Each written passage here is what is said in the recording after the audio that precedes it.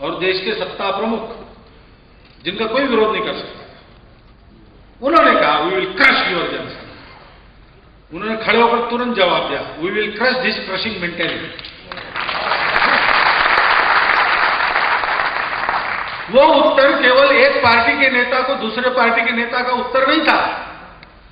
सारी दुनिया पर एकाधिकारशाही का डंडा चलाना देखने वाले, चलाने की इच्छा करने वाले दुनिया के आसुरी शक्तियों को यह भारत का उत्तर है, we will crush your crushing mentality. ये समझना चाहिए, क्योंकि यह उत्तर केवल राजनीतिक पैतरों का भाग नहीं था, ये जीवन की काम है। वो अहंकारी नहीं,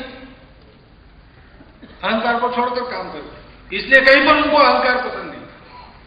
और इसलिए जब उन्होंने देखा कि बिल्कुल स्पष्ट बात सामने दिख रही है कि ऐसा होने जा रहा है, फिर भी अपने अहंकारवश अपनी नीति का पुनर्विचार न करने वाली प्रवृत्ति, इसका कोई विकल्प होना चाहिए, नहीं तो देश कैसे चलेगा। ये प्रकृति है भारत की, उस प्रकृति को लेकर उन्होंने जनसंघ खड़ा किया, इसलिए उसका नाम भारतीय जनसंघ लगा। भारतीय जनसंघ ये मात्र नाम नहीं है, ये उस पार्टी का एडजेक्टिव है, विशेषण है, गुण विशेषण, गुणवाचक विशेषण। वो वहां की विचारधारा का प्राण है, उसकी प्रवृत्ति का प्राण है। जनसंघ जनसंघ इसलिए है कि वो भारतीय है, उस भारतीयता के वो मूर्तिमान प्रतीक थे, उसके विचार को उन्होंने समझा था और उन्होंने उसको अपने देश की परिभाषा में व्यक्त किया। बाकी झंझटों में पड़े ही नहीं। अभी राजनाथ सिंह ने दक्षिण वाम की बात की, लेकिन यह पैराडाइम भी अपना नहीं है। दक्षिण वाम क्या होता है? हम तो समग्रतावादी है, हम तो एकात्मतावादी है। हम अपने पैराडाइम में बात करते हैं, किसी को समझ में आए ना आए। हिंदू शब्द का मैं उपयोग करता हूं, संघ का हूं, मेरा कहना उनके लिए नहीं है। हम संघ के लोग हिंदू शब्द का उपयोग करते हैं, उसके कारण गलतफहमी भी बहुत लोगों की होती है, हम जानते हैं, लेकिन वो इस शब्द को नहीं छोड़ेंगे। अभी भागलपुर से आ रहा हूं मैं, भागलपुर में, और बुद्धिजीवियों के बैठक में मुझे पूछा गया कि क्या खर्चा है अगर हिंदू शब्द छोड़ने से संघ की संख्या बढ़ती है और संघ की राह सुगम हो जाती है। तो मैंने कहा नहीं भाई, आप हिंदू शब्द का उपयोग न करते हैं तो हमको कोई ऐतराज नहीं, क्योंकि हम जानते हैं कि भाव एक ही है। आप भारतीय तो ठीक बात, भारतीय और हिंदू विरोधी नहीं, समानार्थी शब्द। और किसी शब्द का उपयोग करो, सनातन धर्म को, आर्य को, कुछ भी कहो, लेकिन झगड़ा इसका नहीं है। आज दुनिया में भारत को मिटाने वाले जो लोग हैं, भारतीयता को मिटाना चाहने वाले जो लोग हैं, वो ये प्रवृत्तियां है। कट्टरपंथी लोग हैं, एकाधिकारशाहीवादी लोग हैं, शोषक लोग हैं प्रकृति के। उनको मालूम है कि ये कंटेंट मिटना चाहिए।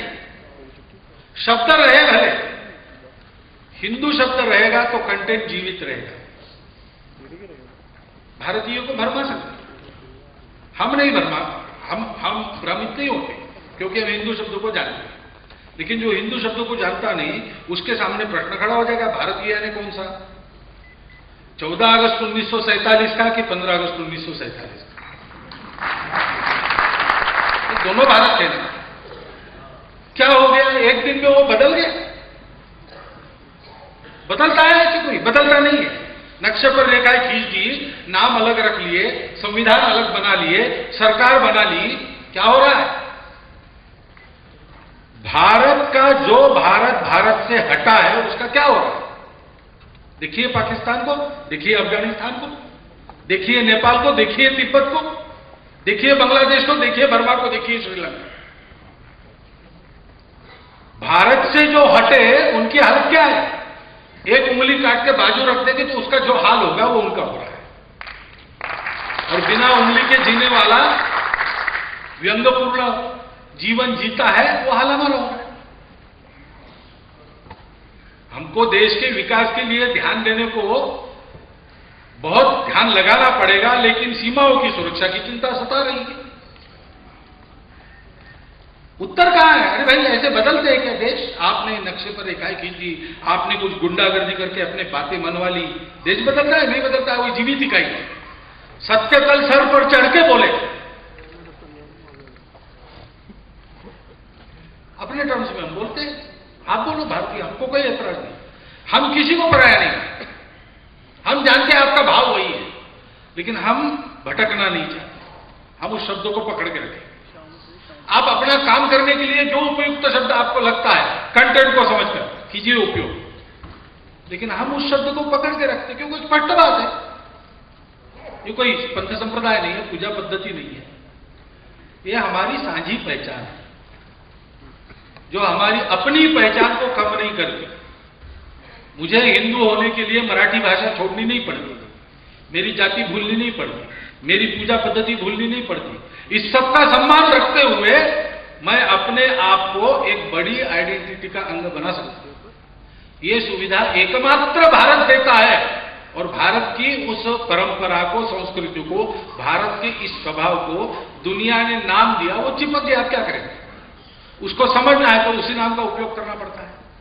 इस बात को समझते थे, और इसको भी समझते थे कि इस परिभाषा को सारी दुनिया को समझाना है।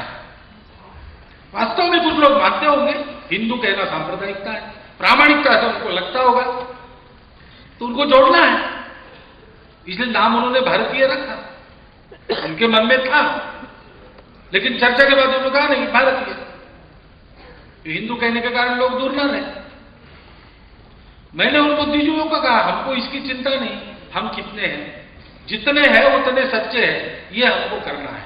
और इसलिए अगर हिंदू शब्द के कारण हम अनपॉपुलर थे, हम अनपॉपुलर होंगे। शायद राजनीतिक दल को इसका विचार पॉपुलैरिटी के टर्म्स में करना पड़ेगा, हमको आवश्यकता नहीं। और इसलिए कोई कुछ लिखता है, कोई कुछ बोलता है, हम इन बातों को नहीं छोड़ते, क्योंकि यह सत्य है, और हमारे मन में किसी के प्रति कोई द्वेष दुर्भावना कुछ नहीं है, हम सबको अपना मानते हैं। हम कहते हैं कि तुम जैसे हो वैसे, जो बात बोलते हो वो बात बोलो, जिसकी पूजा करते हो करो, हम साथ रह सकते हैं, हमको साथ रहना है, अलग रहने की आवश्यकता नहीं, विभाजन होने की आवश्यकता नहीं। इसको ही चुनौती मिली, हम साथ नहीं रह सकते, और इसलिए हमको अलग चाहिए, प्रधान विधान निशान अलग। तो श्यामा प्रसाद मुखर्जी ने कहा कि नहीं चलेगा, बिल्कुल नहीं चलेगा। क्यों चलेगा? हम सब एक है, हम सब साथ रहेंगे, हमको सीखना होगा एक दूसरे को साथ रहेंगे, हमको अपना स्वभाव ऐसा बनाना पड़ेगा, हमको सबको समझाना पड़ेगा। हम साथ रहेंगे, आधी रोटी सूखी रोटी बांटकर खाएंगे, लेकिन एक सूखी रोटी खाएगा और दूसरा जलेबी खाएगा, ये भेदभाव नहीं चलेगा, ये कहीं नहीं चलेगा। ये भेदभाव जम्मू और लद्दाख के बारे में भी नहीं चलेगा, और इस भेदभाव को स्थान देने वाली व्यवस्था भी नहीं चलनी चाहिए। यह अत्यंत सीधी सपाट तर्क को समझ में आने वाली सरल बात है, किसी के खिलाफ नहीं है। यह देश की एकात्मता अखंडता के हक में बात है। उसको लेकर श्यामा प्रसाद जी ने जीवन जिया, उसको लेकर अपना जीवन वार दिया देश में। ये प्रामाणिकता, ये अहंशून्यता, ये उत्कट देशभक्ति, उसको लेकर हम